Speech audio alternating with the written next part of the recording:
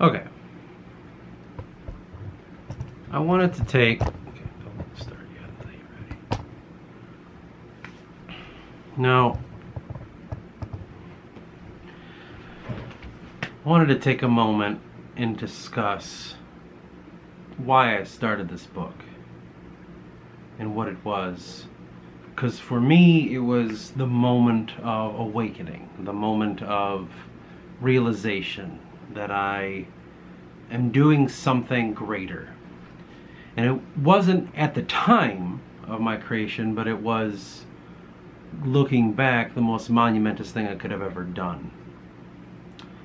And to paint the picture, it must have been around fall time of around 2012 that it hit me.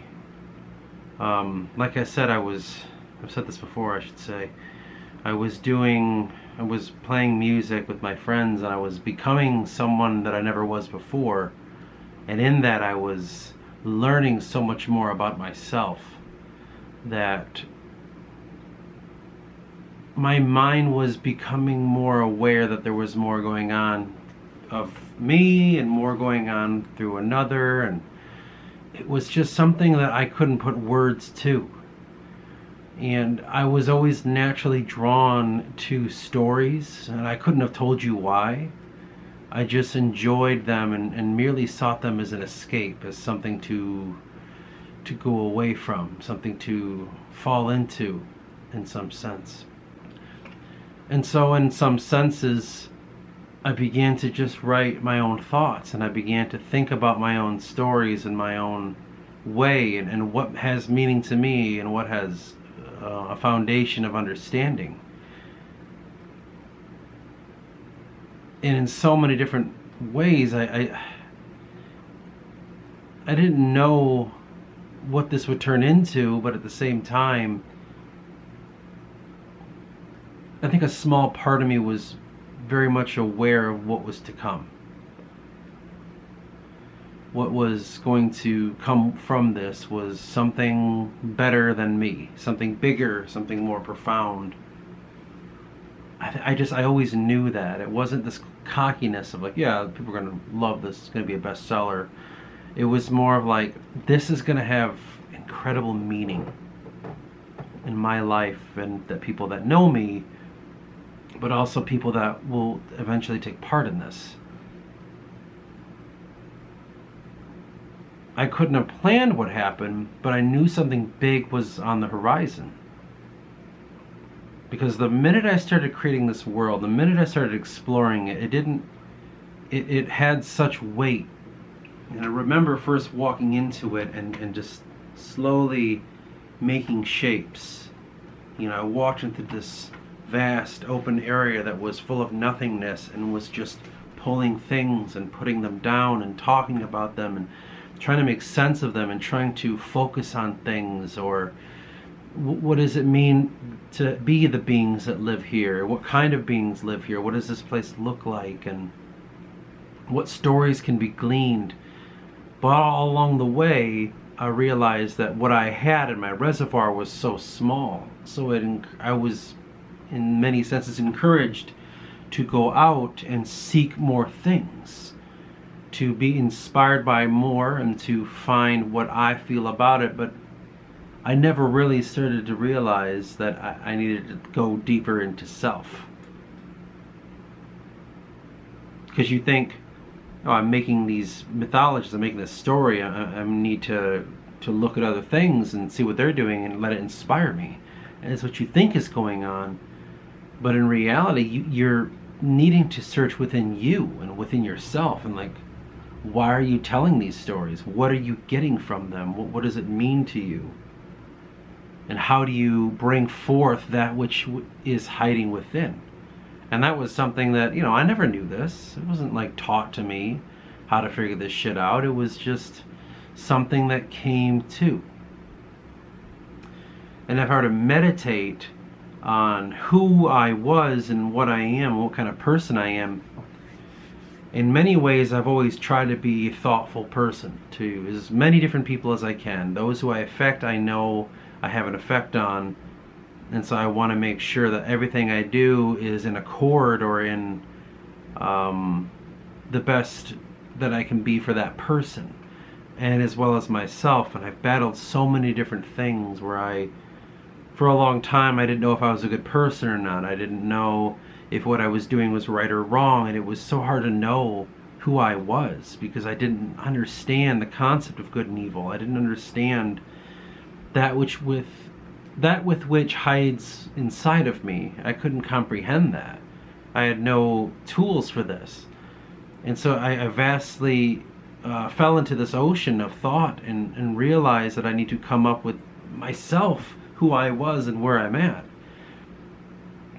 And all along the way, it's so easy to be adrift and so lost in everyone else's understanding of the world. You know, you listen to prophets, you listen to sages, or you listen to poets, and it seems like, are they right and I'm wrong, or should I adopt what they say? And it took a long time for me to realize how to look at what someone else says and find it within me and see my own journey played out, to read another story of a character, to not just read it in that way, but be it in myself. And that was one of the major things when it came to actually writing The Forgotten, the books. It taught me, because I had to be the character. I had to be Eris, moving in this world, and I felt so adrift, like he did. And he didn't know what was going on. He didn't understand life, and it was confusing, and everything was so much. And it's like, well, what do I do with all this information? How do I put it in my life? And what is my purpose? What is my purpose? Why is this so difficult to figure out? Why can't this be simple? Because that's how I was feeling writing it, because I was living my life at the same time. And through the stories, as I've described before, the book is the platform in which I throw all of the books of life that I've collected. I go out into the world, I venture in, and I collect all these books. I come back to my story, my platform, throw them all down, and start puzzle piecing shit together. Gathering information, like, how does this book fit into my life? How does that one? How does this one? How does that one? What does this mean to me? Does it mean anything at all? If it doesn't, let's get rid of it. And trying to see that, but at the same time, using the ability to look at others' thoughts. Through books, through conversations, through knowing other people, how can I take what you're saying into my own life as a mirror back to you? You tell me something of what you believe, I'm going to take that and reflect upon that. I'm going to define it. I'm going to bring it purpose in my life. And at that point, going forward, I have that now, another tool inside. I add it to the empathy, I add it to my sympathy, I add it to my reservoir of understanding, so that we may go forward and continue to search. And in many ways, in my story, I feel like a character named Rakib. Rakib is this sentient being stuck inside of a mechanical man. And think of him like a android, a robot, but he's got sentience. And he's stuck inside this machine because he was once used by these evil wizards to soul capture mankind. And so he has all this consciousness of all these other men in his lives, thousands of years of it, and in some ways he uses that to define himself as a one consciousness being. I am mankind. I am everything. And so he's a reflection of all the things we put out there. All the things that we say, feel, touch, and hear, and smell, and taste. He's all of that, culminated into a sentient being. And it's a birth of something higher. It's a birth of a collective people, right? That's something that we're always hooked on, is understanding the collectivity of our human nature, our consciousness, and our souls and stuff. Well, his character is a representation of that, because it does feel that way sometimes when you have a collection of stories, of books.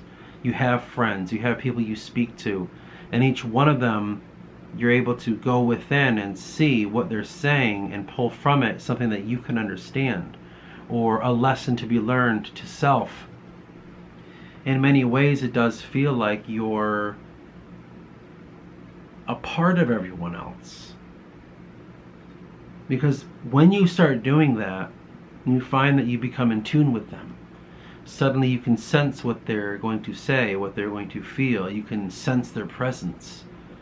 Like, I know when my wife is approaching home. I know when she's going to be here. I know when she needs something now. I just feel it. She doesn't need to say it at all. I go and do whatever it is because I feel it. We've been so close together. And some of the friends that I have, like, you are absorbed in life, and you know that you need to give this to them as well. Something tells you to do that. Like, okay, they need this too. I'm going to hand it to them. And they always say, like, holy shit, I was literally just thinking about this. And you can only be like, well, I know. That's why I gave it to you. That can be the most profound thing. And that's what I've learned along the way. My biggest problem, though, is trusting all of this stuff. Because sometimes I'm like, there's no way, there's no way, there's no way. This can't be how this works. I'm just some idiot. I'm just confused. My problem is trusting the divine in me that allows me to see and feel the way we're all connected. I need to stop arguing with the imaginary people in my heads. I need to stop imagining the negativity that hasn't come, which, believe me, is the hardest part of life. Pretending that the world's against you. Like, I suffer with that a lot. I get so angry with people and their greed and selfishness that I start to imagine arguments with them. And letting that go is incredibly difficult. But all of this that I'm saying has been because of the book I'm writing. It allowed me to feel this way and see these things. Everything I've ever done and everything I ever will do was for somebody else. Because I know part of them is a part of me.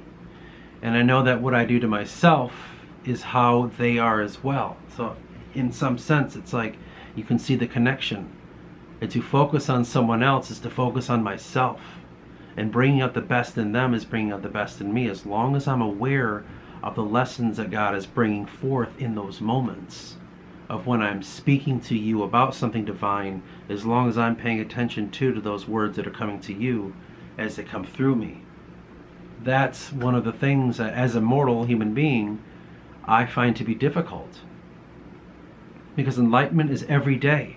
And every day you're another person, and in that other person it's hard to recreate or retrace the things that came before.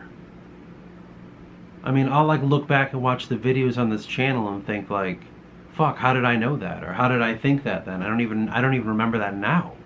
It's because every day you're brought this. It's just, how do you hold on to it? In my life, that's probably the hardest thing, is holding on to all this knowledge instead of just passing it out. How do I obtain it? How do I keep it? I don't know how to do that right now. So for me, that journey begins with, who am I and what am I? And how do I find myself?